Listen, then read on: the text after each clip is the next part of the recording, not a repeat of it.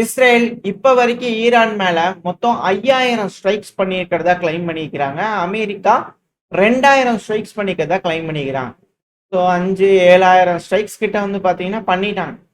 4 நாள் முடிஞ்சிருச்சு. 7,000 ஸ்ட்ரைக்ஸ் கிட்ட பண்ணிக்கிறாங்க. இப்போ வரைக்கும் கம்ப்ளீட்டான ஏர் சூப்பர்மர்சி அடைய முடிஞ்சிச்சா? ஈரானோட மிசைல் லான்ச்சிங் கெப்பாசிட்டி அவங்களால எடுக்க முடிஞ்சானா? இல்ல.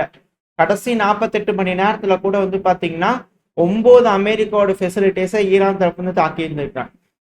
ஈரான் தொடர்ந்து பெஹ்ரைன், சவுதி, குவைத் எல்லா பகுதியிலும் அட்டாக் பண்ணிக்கிட்டு இருக்காங்க. ஸோ இதுல ஈராக்லயும் வந்து பாத்தீங்கன்னா அட்டாக் பண்றாங்க. இதுல அமெரிக்காவோட பேஸ் எர்பில்ல வந்து பாத்தீங்கன்னா சீராம் வச்சிருக்காங்க. ஸோ அப்படியே மிசைலை வந்து இன்டர்செப்ட் பண்ணலாம், ட்ரோனை இன்டர்செப்ட் பண்ணலாம் அப்படிங்கிற ட்ரை பண்றாங்க. பட் ஆனால் சீராமே வந்து பண்ண ஃபெயிலியர் ஆயிடுச்சு. இதுக்கு மேல வந்து பாத்தீங்கன்னா எதுவுமே கிடையாது. கடைசி ஒரு சிஸ்டம் அப்படிங்கிறது சீராம். ஏன்னா ஏர் டிஃபென்ஸ் சிஸ்டம் இன்டர்செப்டர்ஸ்லாம் தெரிஞ்சிச்சுன்னா கடைசியா சீராம் யூஸ்ஃபுல்லா இருக்கும். பட் அதுவும் வந்து பார்த்தீங்கன்னா ஃபெயிலியர் ஆகுதுன்னா ரொம்ப கஷ்டம்தான். இத்தனையும் தாண்டி உக்ரைன் இருக்காங்க இத்தனை நாள் அப்படிங்கிறது சல்யூட். அதில் டெஸ்ட் பண்ணி பார்த்துக்கிறாங்க என்ன நடக்கும் என்ன ஏது அப்படிங்கிறத டெஸ்ட் பண்ணி பார்த்துக்கிறாங்க. அதில் உக்ரைனை வச்சு எல்லாம் தெரிஞ்சுக்கிட்டாங்க. இப்போ அதுக்கேற்ற மாதிரி இங்கே அடாப்ட் ஆவாங்க அப்படின்ற கேள்விகள் இருக்கு. ஸோ எர்பில்ல வந்து பார்த்தீங்கன்னா ஹெவியான அட்டாக் ஈரான் தரப்பு வந்து பண்ணிக்கிட்டு இருக்காங்க. சேட்டலைட் இமேஜஸும் வந்து பார்த்தீங்கன்னா வந்திருக்கு. ப்ரிசைஸ்டான ஹிட்டு அமெரிக்காவோட ஏர்பேஸ் இந்த எர்பில் ஈராக்ல வந்து பார்த்தீங்கன்னா ஹெவியாக அடிச்சிருக்கிறாங்க ஈரான் அப்படிங்கிறது உறுதி செய்யப்பட்டுட்டு வருது. 4 பில்டிங்ஸ் கிட்ட வந்து பார்த்தீங்கன்னா ஃபுல்லாகவே அழிஞ்சிருக்கு. அமெரிக்க வீரர்கள் இருக்கக்கூடிய தங்கக்கூடிய பகுதிகளில் தாக்குதல் நடந்திருக்கு அப்படிங்கிறது போல இழப்புகளை ஏற்படுத்துறதுக்காக நைட்டு நேரங்களில் இது போல திடீர் தாக்குதல் செஞ்சிருக்காங்க ஈரான் அப்படிங்கிறது போல செய்திகள் வந்துட்டு இருக்கு. ஸோ உயிரிழப்புகள் இப்போ வரைக்கும் 500க்கும் மேலே ஈரான் தரப்பு வந்து கிளைம் பண்றாங்க. உறுதிப்படுத்தப்பட்ட தகவல் இல்லை. அமெரிக்க தரப்பு வந்து 5 6ங்கிறாங்க. மேபி டபுள் ஜீரோஸ் எப்பவுமே கம்மி பண்ணுவாங்க. அந்த மாதிரி அமெரிக்கா 2 ஜீரோஸை கம்மி பண்ணிட்டாங்களான்னு தெரியல. வெயிட் பண்ணி பார்ப்போம். சேட்டலைட் இமேஜ் பார்க்கும்போது இழப்புகள் எல்லா பேசிஸ்லையும் காட்டுது. மேபி அங்க இதெல்லாம் ஓடி போயிட்டாங்களா அமெரிக்கன்ஸ் அப்படின்ற கேள்விகளும் வருது.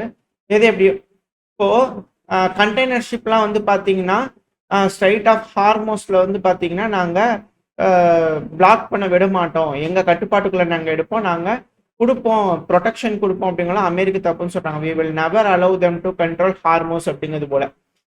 ஆனால் ஐஆர்சிஜி என்ன சொல்றாங்க? இல்லை, நாங்கள் ஸ்ட்ரைட் ஆஃப் ஹார்மோஸை பிளாக் பண்ணுவோம், யார் வந்தாலும் அடிப்போம் அப்படிங்கிற அடிச்சுக்கிட்டு இருக்காங்க. 10-12 கண்டெய்னர் கிட்ட வந்து பார்த்தீங்கன்னா ஈரான் அடிச்சிட்டாங்க. ஸோ யாரும் வந்து பார்த்தீங்கன்னா அலோவ் பண்ணுறதுக்கு ஈரான் இப்போ வரைக்கும் முடியல. யாருமே கடந்து போக முடியல. ஹெவியான அட்டாக் பண்ணிட்டு இருக்காங்க. இதுல அமெரிக்காவோட கடற்படை மேல வந்து பார்த்தீங்கன்னா ஒரு டெஸ்ட்ராயர் மேல ஈரான் தாக்கிட்டாங்க அப்படிங்கிற செய்திகள் பார்த்தோம். இப்ப அது உறுதி செய்யும் வகையில ஒரு சேட்டலைட் இமேஜ் கிடைச்சிருக்கு. அதாவது சேட்டலைட்ல இருந்து பார்க்கும்போது அமெரிக்காவோட ஒரு நேவி டிஸ்ட்ராயர் மேல கம்யூனிகேஷன் ஹப் மேல வந்து பாத்தீங்கன்னா அட்டாக் நடந்திருக்கு. ஸோ தெர்மல் இமேஜர் இண்டிகேஷன்ல அதுல தீப்பிடிச்சு எரிஞ்சுக்கிட்டு இருக்கு அப்படிங்கிற சேட்டலைட் இமேஜ் வந்து பாத்தீங்கன்னா வெளியே வந்திருக்கு. ஸோ அமெரிக்காவோட கடற்படைகள் மேல ஈரான் தாக்குதல் பண்ணதா சொல்றது வந்து பண்ண ஊர்ஜிதப்படுத்தப்பட்டிருக்கு. ஸோ தாக்குதல் ஏற்பட்டிருக்கு. பர்கி கிளாஸ் டெஸ்ட்ராயர் மேல ஈரான் அட்டாக் பண்ணியிருந்துக்கிறான். அந்த லிங்கன் கேரியருக்கு வந்து இல்லையா, ஸோ அது போல. ஸோ இந்த ஒரு காரணத்தினாலே என்னமோ தெரியல, இந்திய கடலோரங்கள்ல வந்து பாத்தீங்கன்னா விசாகப்பட்டினம் இருக்கு இல்லையா, ஸோ அங்க வந்து ஒரு இது நடந்திருந்தது. அதுக்கு வந்து பாத்தீங்கன்னா டிஸ்பிளேக்காக ஈரான் தரப்பு வந்து அவங்களும் வந்து ஃப்ரிகேட் ஜாயின் பண்ணியிருந்தாங்க. அதுக்குள்ள இங்க போற ஆரம்பிச்சிருச்சு. ஏகப்பட்ட விஷயங்கள் நடந்துருச்சு. இப்ப அது முடிஞ்சதுக்கு அப்புறமா ஸ்ரீலங்காவோட கடலோர பகுதிகளில் வந்து பாத்தீங்கன்னா இருந்துட்டு இருக்கக்கூடிய அந்த ஈரானோட ஃப்ரிகேடை வந்து பாத்தீங்கன்னா பரேடு அட்டன் பண்ணிட்டு இந்தியாவில் பரேடு அட்டன் பண்ணிட்டு போயிட்டு இருக்கக்கூடிய அந்த ஃப்ரிகேடு மேல அமெரிக்காவோட சப்மரைன் வந்து பாத்தீங்கன்னா தாக்குதல் பண்ணிக்கு இந்தியாவோட பெருங்கடல். நம்ம பெருங்கடல்ல அமெரிக்காவோட கப்பல்கள் சர்வ சாதாரணமா வந்து டார்கெட் பண்ணி சிங்க் பண்ணிக்கிட்டு இருக்கு. ஸோ அது போல அது டெஸ்ட்ராய் ஆயிருந்திருக்கு. அந்த கப்பல் வந்து படம் மூழ்க ஆரம்பிச்சிருச்சு. ஸோ அதில் இருக்கக்கூடிய 180க்கும் மேற்பட்ட நபர்கள் வந்து பார்த்தீங்கன்னா சிக்கல் உட்பட்டிருந்திருக்காங்க. அதில் 30 நபர்களை காப்பாற்றி இருக்காங்க. 100க்கும் மேற்பட்ட நபர்கள் இறந்திருக்கலாம் அப்படிங்கிற செய்திகள், பல நபர்கள் காணோம் அப்படிங்கிற போல விஷயங்கள் வந்துகிட்டு இருக்கு. ஸோ இது இந்த நேவல் ரிலேட்டடான விஷயங்கள், அட்டாக் ரிலேட்டடான விஷயங்கள் நம்ம பார்த்தாச்சு.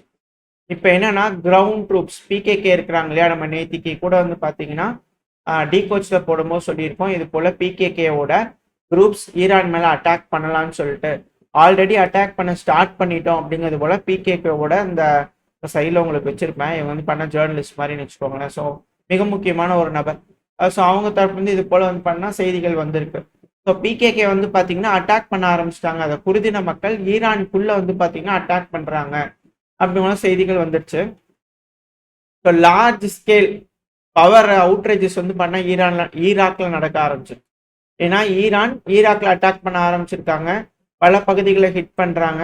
ஸோ அந்த இடங்கள்ல வந்து பார்த்தீங்கன்னா பாப்புலர் மொபைலைசேஷன் ஃபோர்ஸ், அதுக்கப்புறம் அங்கே இருக்கக்கூடிய ரெசிஸ்டன்ஸ் ஃபோர்ஸ்லாம் வந்து பார்த்தீங்கன்னா இப்போ ஈராக் எகெயின்ஸ்ட் அட்டாக் பண்ணுவாங்களா அப்படின்ற கேள்விகள் வர ஆரம்பிச்சிருக்கு. ஸோ இந்த ரீஜனோட யுத்தம் அப்படிங்கிறது அடுத்த லெவலுக்கு எஸ்கலேட் ஆயிருக்கு. ஸோ குருதின மக்கள் ஈரானுக்குள்ள வராங்க அப்படின்னா இந்த ரீஜன் மிக பெரும் துன்பத்துக்குள்ளாகும் அப்படிங்கிற மாற்று கருத்துல. எப்படி ஈரான் இதை சமாளிக்க போறாங்க அப்படிங்கிறது பார்க்கலாம். அட் சேம் டைம் ஹிஸ்புல்லா வந்து பாத்தீங்கன்னா இஸ்ரேலோட மக்கர்வா டேங்க் இருக்கு இல்லையா, அதை அடிச்சதா சொல்லியிருந்தாங்க. இஸ்ரேல் வந்து பாத்தீங்கன்னா இல்லைங்க ஒரு டேங்க் தான் அப்படிங்கிற சொல்லியிருந்தாங்க. பட் ஆனா இல்லப்பா நாங்க அடிச்சதுக்கு வீடியோ இருக்கு பாத்துக்க அப்படிங்கிறது போல வீடியோ பதிவுகள் விட்டுருக்காங்க. இதுல இருந்து பார்க்கும்போதே கன்ஃபார்மா 2 ஹிட் அப்படிங்கிற தெரியுது, 2 டேங்க் அடிச்சிருக்காங்க அப்படிங்கிறது போல நம்ம சேனல் இதை சொல்லியிருக்கோம். கூடுதலா வந்து பாத்தீங்கன்னா இன்னும் 2 டேங்க் அடிச்சிருக்கிறாங்க அப்படிங்கிற செய்திகள் வந்துட்டு இருக்கு. ஸோ அதுக்கான வீடியோ பதிவுகள் வந்துச்சுன்னா அடுத்தது பேல பார்க்க ஆரம்பிக்கலாம். ஸோ ஹிஸ்புல்லா ரொம்ப இன்டாக்டாக தான் இருக்காங்க. அவங்க வந்து பார்த்தீங்கன்னா டிசாம் ஆயிட்டாங்க, நில குழஞ்சு போயிட்டாங்க அப்படிங்கிறது போல இல்லை. ஏன்னா ஹைஃபா வரைக்கும் அவங்களோட ராக்கெட்ஸ் போகுது இப்போ வரைக்கும். இஸ்ரேல் என்னதான் இந்த லேசர் சிஸ்டம் அது எதுன்னு சொன்னாலும் ஹைஃபா வரைக்கும் வந்து பார்த்தீங்கன்னா அவங்களோட ராக்கெட்ஸ் ட்ரோன்ஸ் எல்லாமே போகுது. இந்த அளவுக்கு காம்பேட் கேப்பபிலிட்டி ஈரான் கிட்ட இருக்கா, அதாவது ஹிஸ்புல்லா கிட்ட இருக்கா அப்படிங்கிறதே கேள்விதான். ரெண்டாவது இஸ்ரேலோட மீடியாக்கள்லாம் பார்த்துட்டு இருந்தேன், உங்களுக்கு செய்திகள் இருந்துச்சுன்னா அட்டாச் பண்ணுறேன், இல்லைன்னா உங்களுக்கு சொல்கிறேன். பட் இது போல விஷயங்கள் கேள்விப்பட்டேன். என்ன அப்படின்னா லெபனானுக்கும் ஈரானுக்கும் எப்படி கம்யூனிகேட் நடக்குதுன்னே தெரியல. ஈரான் லான்ச் பண்ற டைம்ல ஹிஸ்புல்லா லான்ச் பண்றாங்க, என்ன மாதிரி கம்யூனிகேட் பண்றாங்க அப்படிங்கிறது வந்து பாத்தீங்கன்னா அவங்க கன்ஃபியூஸ் ஆயிருக்காங்க அப்படிங்கிற விஷயங்கள். ஆனா இப்பவும் கம்யூனிகேஷன் இருக்கு ஈரானோட அப்படிங்கிறது போல உறுதி செஞ்சிருக்காங்க இஸ்ரேல். இது மேலும் மேலும் சிக்கலை ஏற்படுத்துது இஸ்ரேலுக்கு. அட் சேம் டைம் யமன் தரப்பு இன்ஃபார்ம் பண்ணிக்கிறாங்க, அரபுலக நாடுகளே நீங்க ஈரானுக்கு எகெயின்ஸ்டா போர்ல ஜாயின் பண்ணி அவங்கள ஏதாவது அட்டாக் பண்ணீங்கன்னா எங்களுக்கு வேற வழி இல்லைங்க, நாங்க அட்டாக் பண்ண வேண்டிய கட்டாயத்துக்கு தள்ளப்பட்டுருவோம் உங்களைய அப்படிங்கிற நாங்க ஈரானுக்காக சேர்ந்து உங்களை அட்டாக் பண்ணுவோம், எல்லா எனர்ஜி இன்ஃப்ராஸ்ட்ரக்சரையும் அடிப்போம் அப்படிங்கிற இவங்க தரப்பு மிரட்டல்கள் வந்துருக்கு. ஸோ இவங்களோட உறுதித்தன்மை அப்படிங்கிறது வந்து பார்த்தீங்கன்னா நாளுக்கு நாள் மேலோங்கிட்டே இருக்குது. யமனோட ஹவுதிஸ், ஹிஸ்புல்லா, ஈரான். ஸோ இவங்க இந்த டைம்ல விட்டு கொடுக்காம நின்றுட்டாங்க அப்படின்னா ஈரான் இருக்கும்.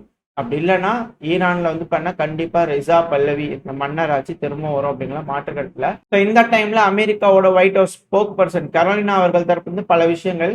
இதுல மிக முக்கியமான விஷயம், அமெரிக்கா பூட்ஸ் வந்து பாத்தீங்கன்னா ஈரான்ல கிரவுண்ட்ல வந்து பாத்தீங்கன்னா வைக்கிறதுக்கான பேச்சுவார்த்தை டேபிள்ல இருக்கு அப்படிங்கிறது போல அவங்க தப்புன்னு சொல்லிக்கிறாங்க. நிறைய விஷயம் சொன்னாங்க, மக்கள் குழந்தைகள் மேல தாக்குதல் பண்ணிக்கிறாங்க, இதெல்லாம் நியாயமா அப்படிங்கிற பல விஷயங்கள் கேட்டிருக்காங்க. அது எல்லாத்துக்கும் அமெரிக்கர்களாலே உங்களுக்கு தெரியுமே, பேசி அவங்கள சமாளிக்க முடியுமா, அவங்க சொல்றதான் கரெக்டா, அவங்க சொல்றதான் நியாயம்ன்ற மாதிரி பேசுவாங்க. ஸோ அது போல பல விஷயங்கள் அவங்க பேசிக்கிறாங்க. இது என்னன்னா பிரிட்டன் தரப்பு வந்து திடீர்னு ஒரு மனமாற்றம் வந்திருக்கு. பிரிட்டனோட மினிஸ்டர் ஆஃப் டிஃபென்ஸ் தரப்பு வந்து என்ன சொல்லிக்கிறாங்க, இந்த சாகி ட்ரோன் மாதிரி வந்து அட்டாக் பண்ணிச்சுலங்க பிரிட்டிஷ் பேஸ் சைப்ரஸ்ல, அது வந்து பண்ண ஈரான்ல இருந்து லான்ச் பண்ணப்பட்டது கிடையாதுங்க அப்படிங்கிற அவங்க தப்புன்னு சொல்லிக்கிறாங்க. அப்ப எங்கிருந்து லான்ச் பண்ணப்பட்டது, ரஷ்யால இருந்து லான்ச் பண்ணப்பட்டதுன்னு சொல்லிடுவீங்களா அப்படிங்கிற கேள்விகள் வருது. ஏன்னா அது போலதான் சொல்லிட்டு இருக்காங்க.